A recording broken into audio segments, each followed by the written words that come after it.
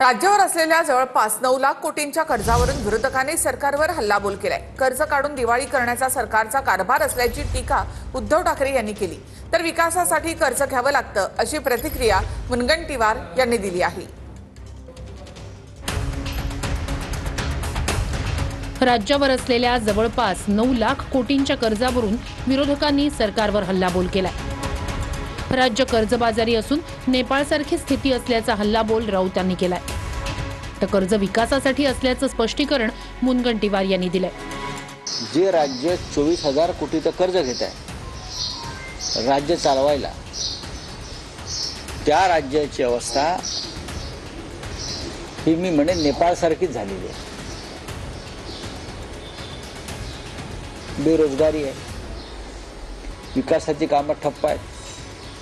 फक्त मुख्यमंत्र्यांच्या जवळच्या लोकांकडून एसआरईची कामं सुरू आहेत, त्यांना ती कामं मिळत आहेत। FSI विकला जातोय, त्यातून पैसे मिळत आहेत। कबुतरांना दाणे टाकण्याचं काम सुरू आहे नागरी वस्त्यांमध्ये। या पलीकडे महाराष्ट्रात कोणतेही काम चालू नाही। 24,000 कोटीचं कर्ज जेव्हा आपण घेतो तेव्हा आपण 60,000 कोटी व्याजामध्येही परत करत असतो, मुद्दलही परत करत असतो।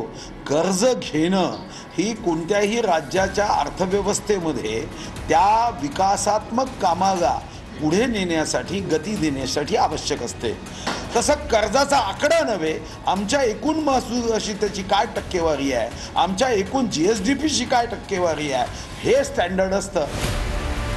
राज्य सरकार कर्ज काढून दिवाळी साजरी करत असल्याचा आरोप करत उद्धव ठाकरेंनी थेट देवाभाऊ जाहिरातीवर प्रश्नचिन्ह उभं केलं। देवाभाऊ या नावाने तुम्ही करोडो रुपयांची जाहिरात करताय, करोडो। त्याचा पंचनामा कोण करणार की पैसे आले कुठून, पैसे दिले कोणी, कशासाठी जाहिरात केली? तर ते करोडो रुपये माझ्या शेतकऱ्यांना तुम्ही पहिल्या प्राथमिक मदत म्हणून दिली असती तर काय झालं असतं? सरकारचा जो काय कारभार आहे तो कर्ज काढून दिवाळी करण्याचा आहे। राज्य सरकारची आर्थिक स्थिती, अर्थसंकल्प, आर्थिक सुविधा आणि कर्ज काढण्याच्या असलेल्या निकष याच्या पलीकडे राज्य सरकारने काहीही केलेलं नाही। अर्थसंकल्पाची चौकट सांभाळून, कर्ज काढण्याचे निकष पाळून आम्ही जनसेवा करू, यात गैर काही नाही। अर्थ विभागाच्या माहितीनुसार जून अखेरीस राज्यावरील कर्जाचा आकडा 8,55,397 कोटी रुपयांवर पोहोचलाय। आर्थिक वर्षाच्या पहिल्या तिमाहीत सरकारनं 24,000 कोटींचं कर्ज घेतलंय।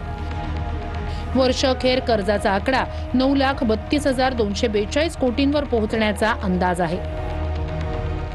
हे डबल इंजिनचं सरकार जे आहे, केंद्रातलं सरकार असो की राज्यातलं सरकार, विशेष करून महाराष्ट्रासारख्या राज्याला कर्जामध्ये डुबवण्यामध्ये महायुतीच्या सरकारचा मोठा सहभाग याच्यामध्ये आपल्याला पाहायला मिळते आहे। लोकप्रिय घोषणा करत असताना आपल्या तिजोरीत काय आहे याचा विचार करून निर्णय होण्याची आवश्यकता होती, परंतु निवडणुकीच्या तोंडा